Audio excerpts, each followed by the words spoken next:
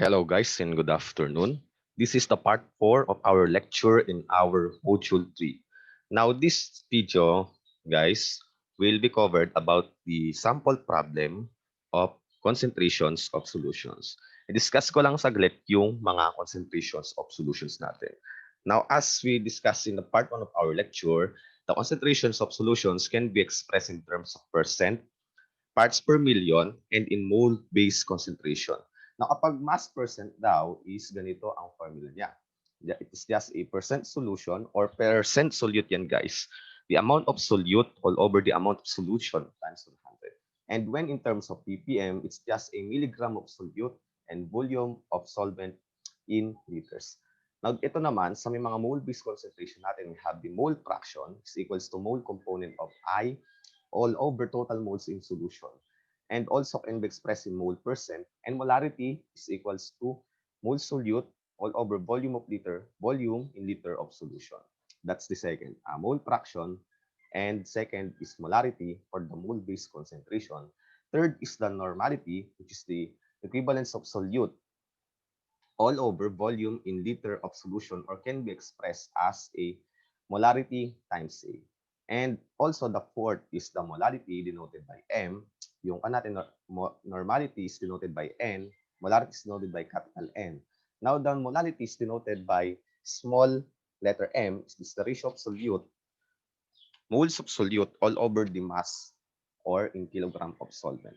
So, and lastly, we have the preparation of solutions. Is the dilution formula, C1 V1 equals to C2 V2. Now, punta na tayo sa mga sample problem. Now, this problem, guys, ay medyo mahirap-hirap siya. So, punta muna tayo sa may mga basics natin. Okay, sample problem number 1. Punta muna tayo sa mga basics, guys. Okay. So, let's see here.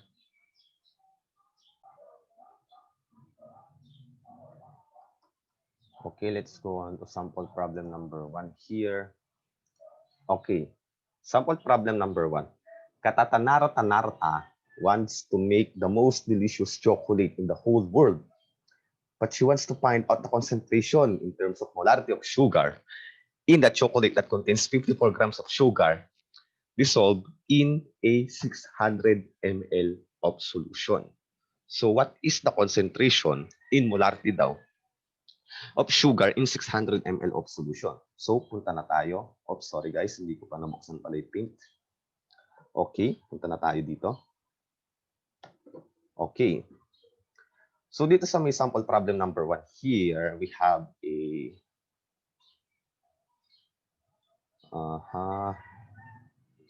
sorry for the technical problem here.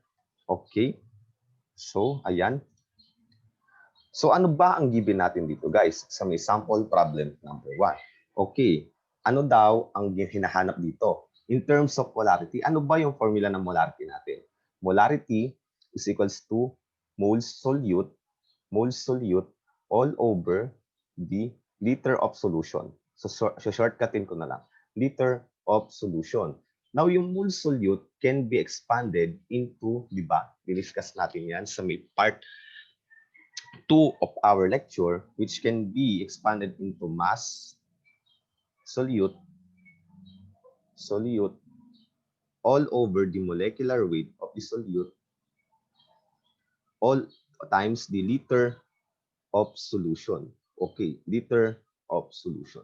So ano ba yung given dito? Meron na tayong mass solute na 54 grams and the 600 ml of solution. I-convert na lang natin sa liter.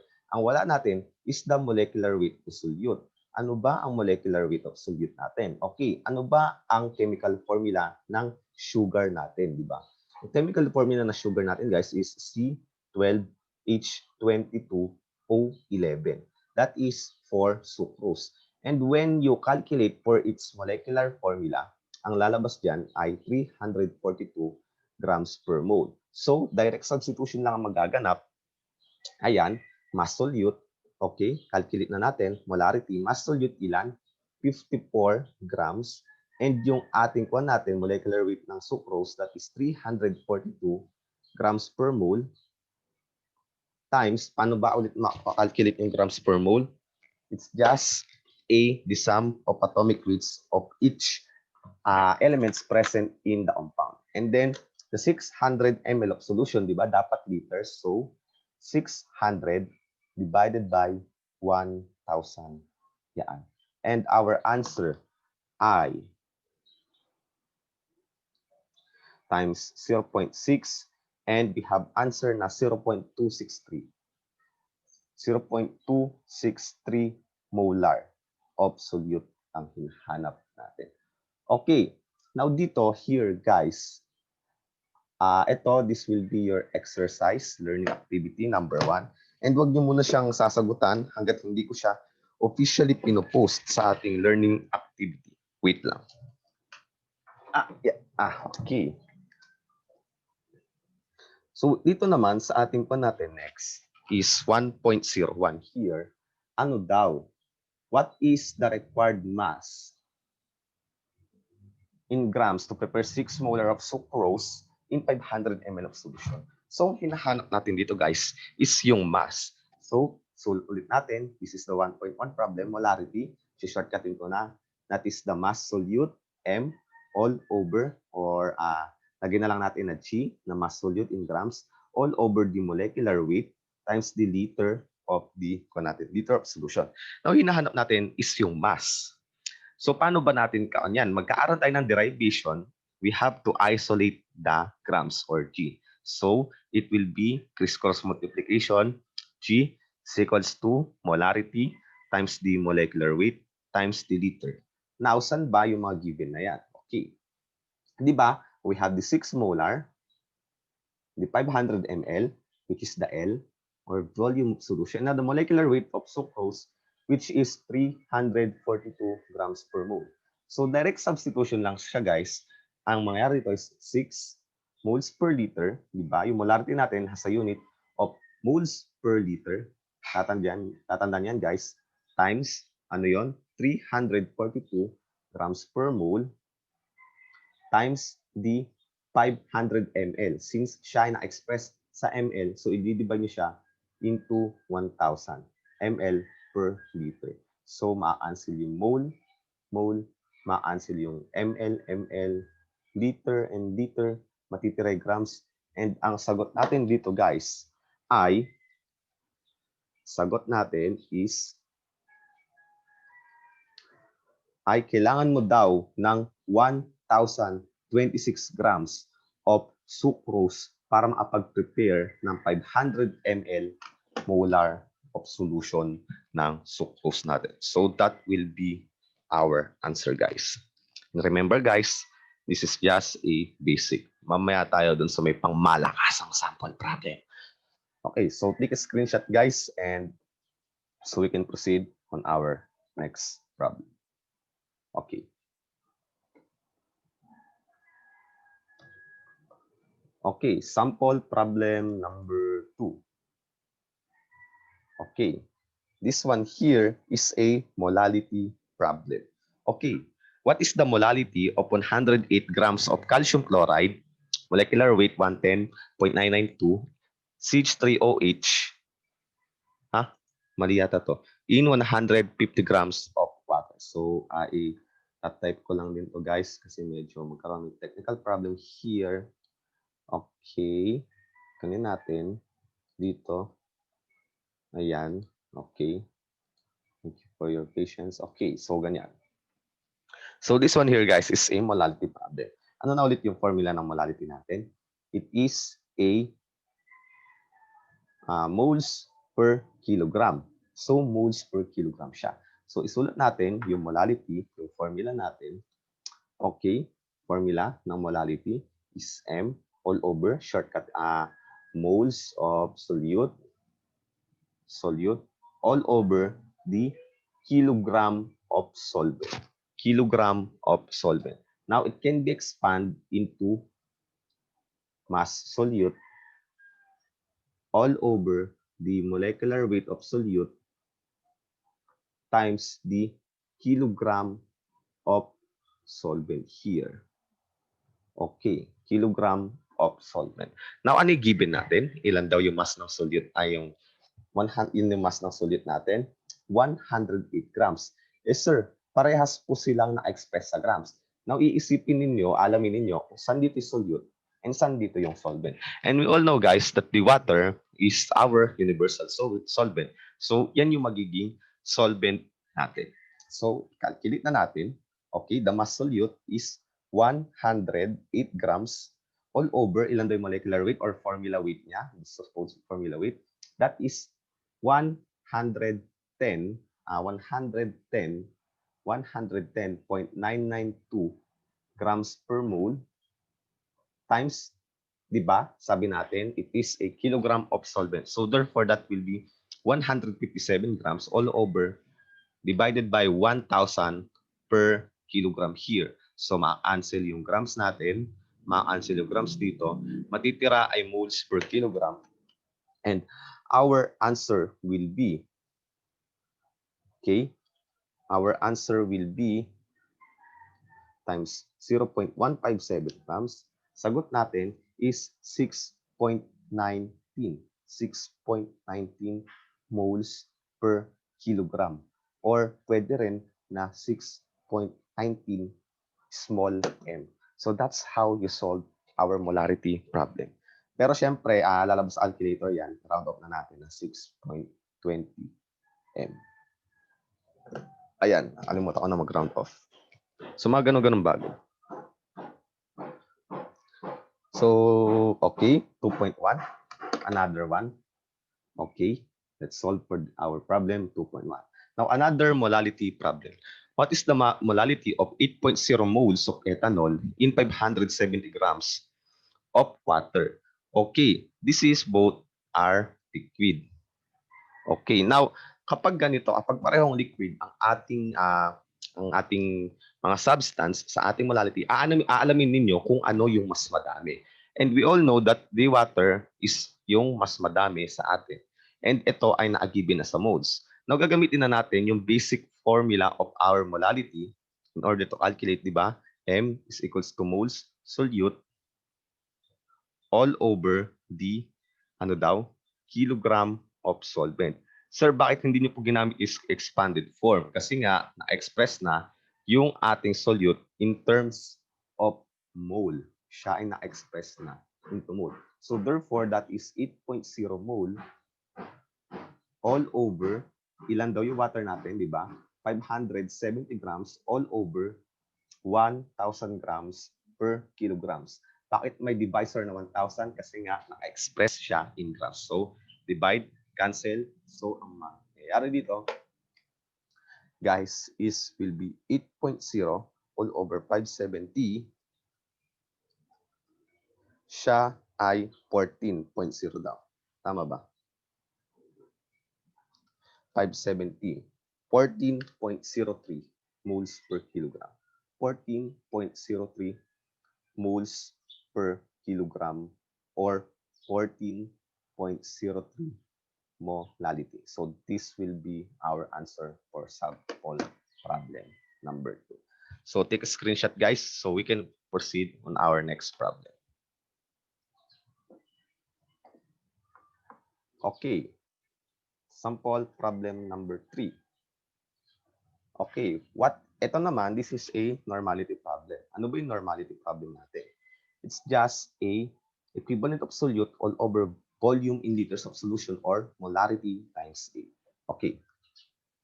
Now, for our sample problem number 3 here, what is the normality of 7.0 mole H2SO4 in 400 ml of solution? So, syempre, write natin yung formula ng normality. Normality, di ba? Since normality hinahanap, normality all over natin equivalent of solute all over liter of solution here equals its expanded form. We have this A, the equivalent number, times the mass solute all over molecular weight of solute times the liter of solution here. Now, what is A, guys? Okay, papansinin ninyo. Yung A natin is titignan ninyo is may kanya-kanya siyang values. Let's say for acid natin, for H, ang tinignan niya is the number of H atoms natin. H atoms. Now, kunwari, dito sa may H2SO4 natin, ilan ba yung H atom na present yan? Ay ano ba yan? Is it an acid or base? We all know that this is an acid kasi napag-aralan niyan sa may general chemistry ninyo. And so therefore, di ba? So H2SO4 has a 2 equivalent or 2 yung A niya. A is equals to 2. What about AHCl? Ilan yung A niya? That is 1 kasi 1 yung H atom niya. And paano naman doon sa may H3PO4? Ilan yung equivalent niya or ilan yung A? That is 3 kasi there are 3 hydrogen atoms present. And that is for acid. Now, paano naman kapag base? Ang titingnan niyo dito guys is the number of OH atoms here. Okay, common example. We have a barium hydroxide. We have a potassium hydroxide. We have a strontium or a aluminum hydroxide. Ilan yung mga equivalent nila? Ilan yung mga equivalent nila here? Now, for barium hydroxide, it is 2. So, therefore, kasi nga, di ba, number of OH atoms. So, therefore, the number of equivalent of it is 2. While the KOH, ayan, OH isa lang, so 1. And aluminum hydroxide is 3. So, therefore, I 3. Ang point ko dito is kapag base, number of OH atom. No, paano naman kapag salt? Okay, dito tayo magkakatalo. You have to know its decomposition formula. Let's say sodium chloride. Na kapag na-decompose siya, siya ay magiging sodium positive and chloride negative. So therefore, the number of ang titingnan niyo lang doon is the total number of positive and negative charge. So therefore, its equivalent is 1. What about the potassium phosphate? Now, ang decomposition formula niyan, kapag dinsolve niyo sa aqueous solution, that is K positive plus PO4 3 negative. Hindi balance. So, ilan yung kanila? Yung equivalent formula nila. Ilan yung most common? 3 negative and 3 times 1. So, ibig sabihin, the number of positive and negative charge in potassium phosphate is 3. So, therefore, ang kanyang equivalent number is 3. Now, for our problem 3.1, magnesium hydroxide daw. That is a magnesium hydroxide. Now, dito, di ba, hindi. We all know this one is, ano ba to? It is a base. So, number of OH atoms ang titignan ninyo, guys. And kapag yan, we all know this. So, therefore, its A is 2. Pero, mamaya na natin isosolve yan. Punta muna tayo sa may kwan natin, sa ating main problem. Diniscuss ko lang for your understanding din sa mga concepts na kailangan natin ipaliwanag dito. So, balik na tayo sa ating discussion here. Now, for problem number 3 is what is the normality of 7.0 moles of H2SO4 in 400 ml of solution? Dito na natin sagutan. Pasensya na. Okay, so, di ba, mass solute or pwede rin na kapag hindi nyo pa siya in-expand dito, that is a, di ba, equivalent times moles solute all over liter of solution. So, ayan. Ito yung most expanded form niya. So, unang-una, kunin natin the normal to H2SO4, substitute na natin using this formula, ilan yung equivalent number niya or A. That is 2 kasi acid. So, 2 times ilan yung moles niya? 7.0 mole. So, 7.0 mole all over ilan yung liter of solution? 400 ml. Since na 400 ml, ibig sabihin, kailangan pa natin siyang i-divide sa 1,000 in order for it to convert into liter and you will have our answer.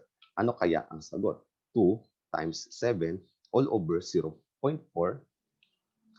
is equals to ang laki.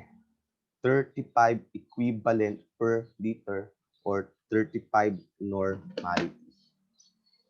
Yan yung sagot natin. So, for the problem number 3.1 is your for learning activity number 4 and number 3 for your module 2.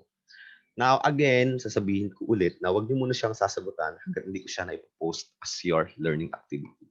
So, take a screenshot, guys, so we can proceed on our next problem.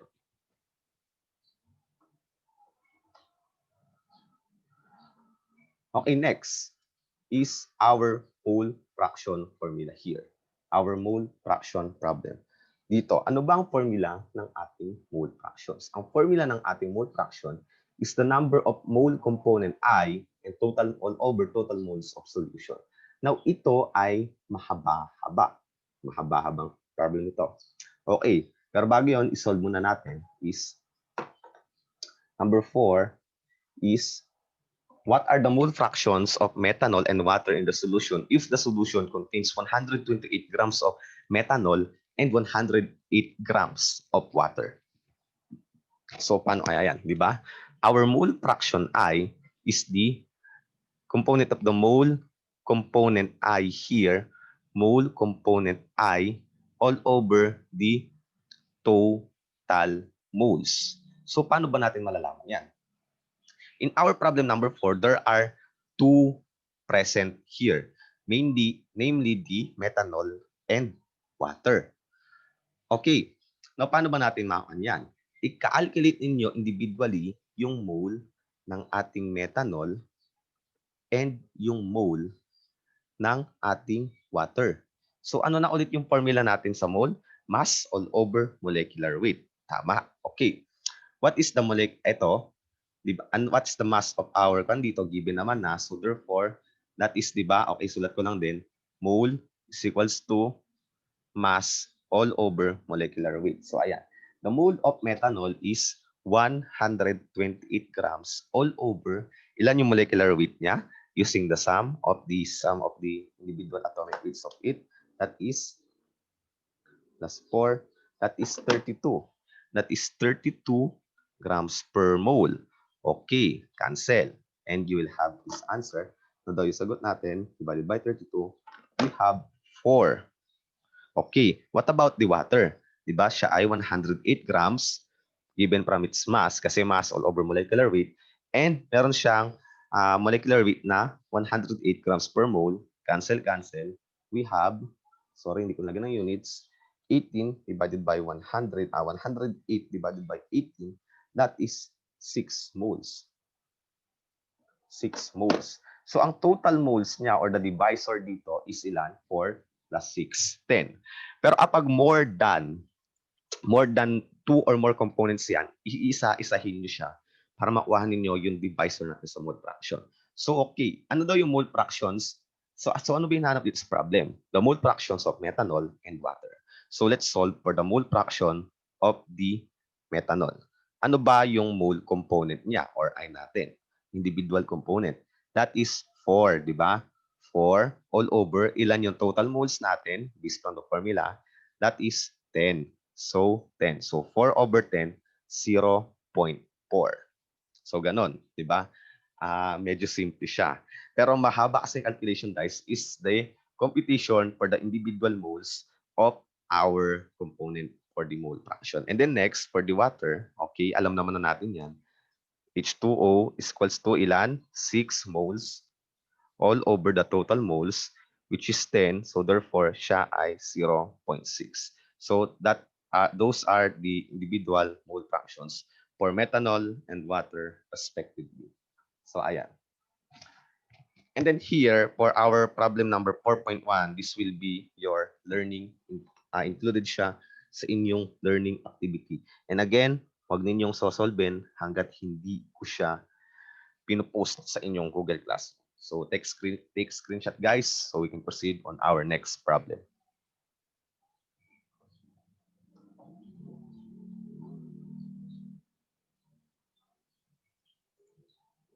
Okay, next problem here is a percent solution formula. Percent solute formula pala sinasabi ko. So ano na ulit yung formula ng ating percent solute? This is supposed to be percent solute, guys.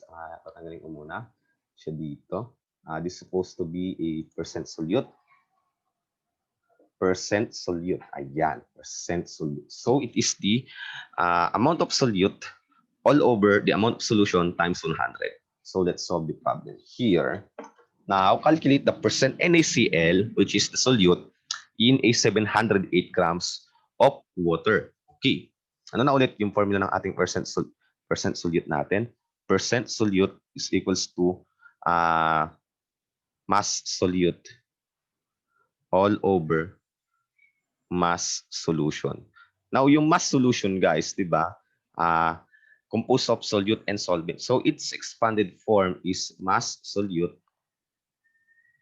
all over the mass of the solvent plus the mass of the solute. Sir, bakit mayroong mass solute sa baba? Kasi di ba, the mass of the solution is, ano bang component ng solution is solute and solvent. So, let's calculate for this problem. Ano daw yung percent NaCl? Kasi yung solute. Ganito lang yan. Ano ba yung solute? NaCl. Ilang grams? 80 grams. So, 80.0 grams. Times 100 pa pala dito. Times 100 here. Okay, all over 700, mass solvent. Ano ba yung solvent? Water. That is 708 grams plus, o ilan to? The mass solute, or again, 80. So, 80.0 grams times 100.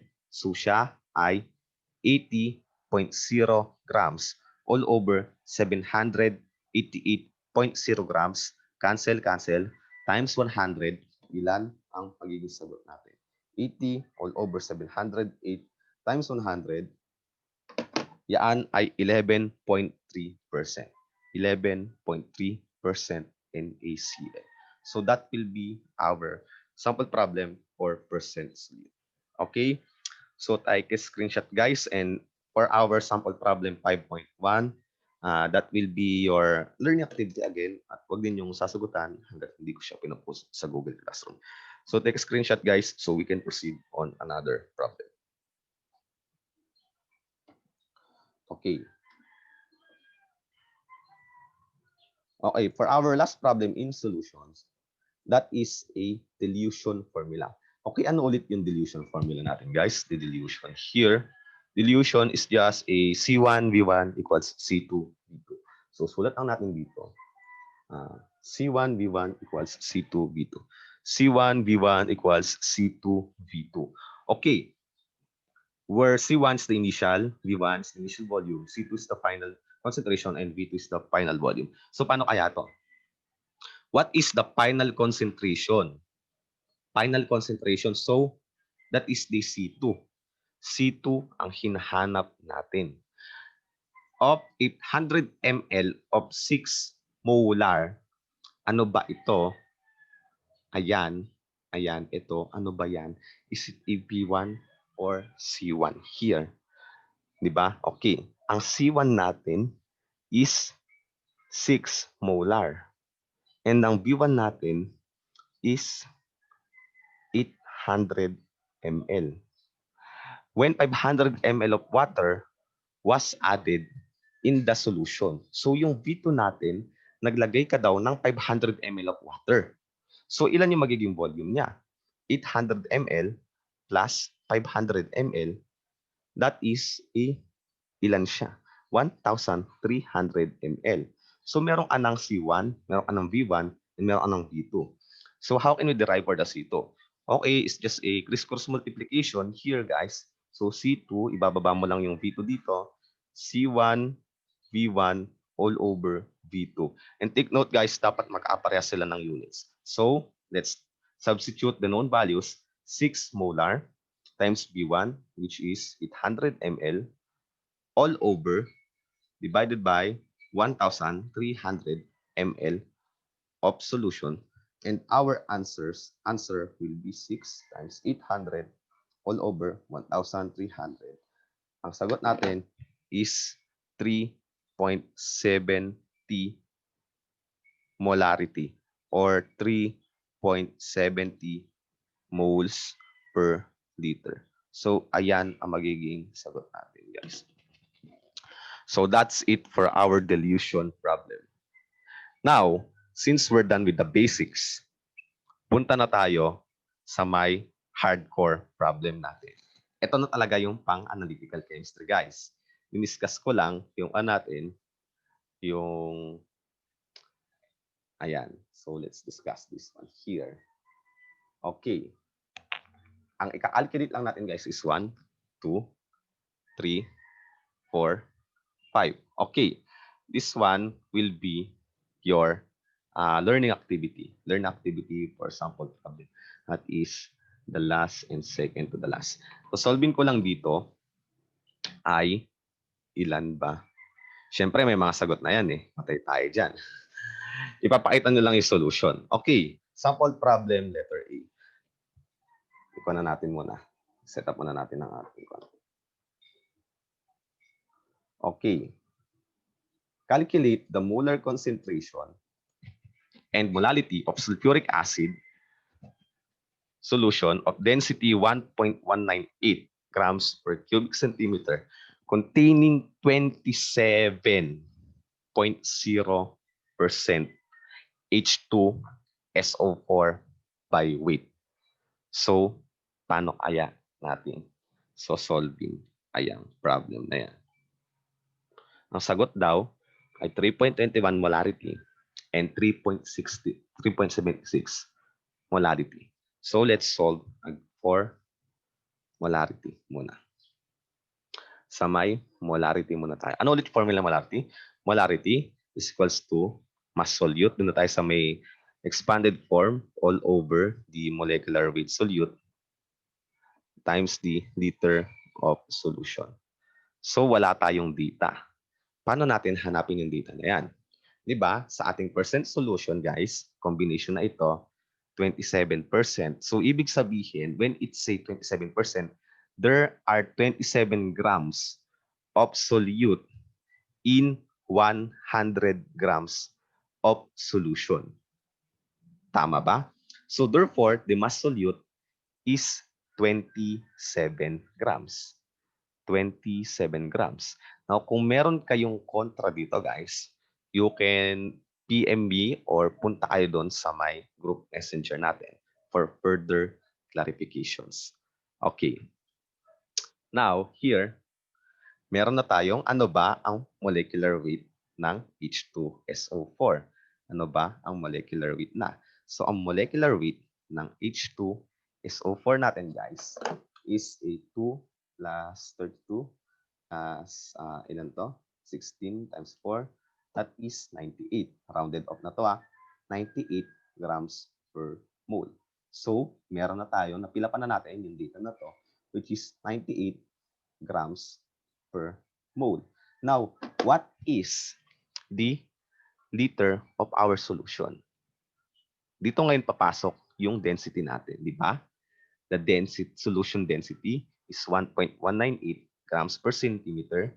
Okay, density is equals to, di ba, mass per volume. Meron tayong mass. Nasaan yung mass? Ito, 100 grams of solution. Nasaan yung density? Ito, 1.198. So, therefore, calculate natin yung volume. So, solving for the volume, that is mass all over density.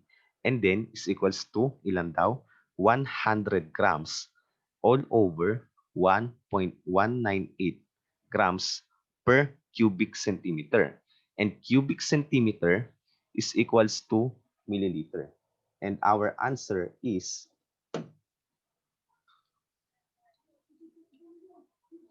83.47.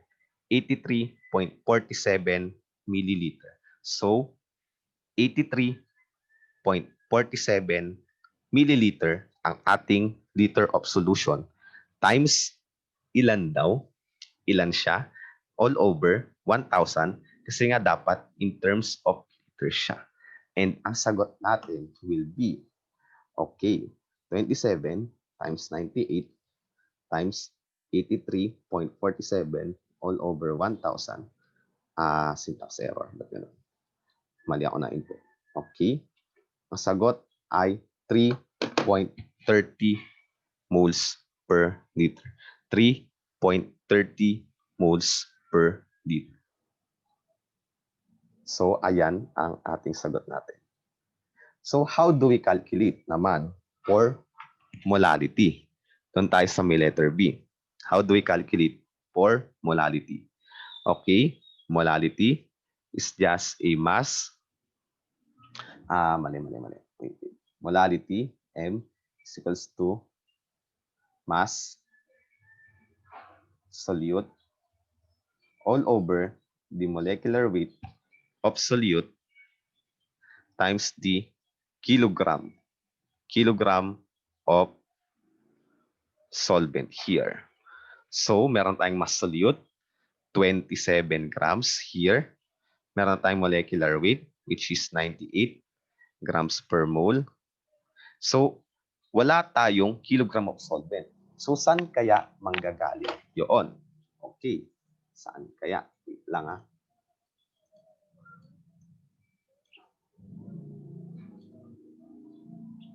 Saan kaya manggagaling yun? Okay, mag-erase lang muna ako. Okay. Di ba, sinabi natin kanina, for every 27 grams of solution, there is 100 grams of solution kasi 27%. Now, ano na ulit yung natin, yung solution natin? Composed of solute and solvent.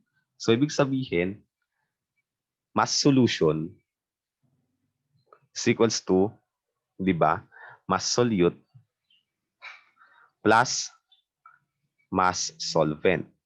Now, we are calculating for the mass solvent kasi meron na tayong mass ng solute. So, mass solvent, transpose lang natin sa may kabila, di ba? That is mass solution minus mass solute. That is 100 grams minus 27 grams. That will be 73 grams. So therefore, ang ating mass solution ng solvent natin is 73 grams. So lagyan na natin 73 grams. But the molality ay na-express daw sa kilograms. So therefore, didivide natin siya ng 1,000 grams per kilogram here. And ano ang magiging sagot natin? Wait lang ha. Ano ang magiging sagot natin? So, 27 times 98 times 73 all over 1,000. Sagot natin ay 3.77 moles per kilogram. So, medyo malapit siya. Ang nagkaroon lang ng variation dyan, guys, is nagra-rounding off ako sa may problem nito, which is supposedly not kasi ito ay analytical chemistry. So that will be the natin for our sample problem. Isa yan sa may hardcore pero feeling ko kayang-kaya nyo naman yan. Kasi ganun din naman siya. Kayang-kaya nyo rin naman sagutin. Okay.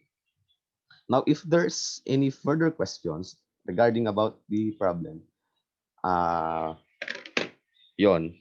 mag-message na lang kayo sa messenger. So next problem natin. Okay. Can 500 ml of 8 millimolar copper sulfate solution prepared if only copper 2 sulfate pentahydrate is available instead of anhydrous copper? If so, describe the preparation. So, paano kaya ito? It is a stoichiometry formula, guys, by discarding the water. Pero we will skip this part muna kasi medyo pagod na muna ako. And I'm gonna rest. And tignan ko lang kung pwede tayong magka-part 5 natin. Part 5 of our discussion. Okay. Ito, na-discuss naman na to. Discuss na to kanina. So, this will be your assignment. Quick lime, it's just a na-discuss na rin to sa may previous part. So, this will be your learning activity. May sagot naman na ito rin. So, ayun, mag-pattern na lang kayo sa may problem na mga sinagot ko kanina. And that's it. So, again, guys, good afternoon. And see you on the next module of our class. And goodbye. So, I hope you learned something. And I'm Arvil Natanyan Alfonso. And see you in the next module. And kung magka-quiz tayo, magka-quiz tayo. So, thank you, guys, and goodbye.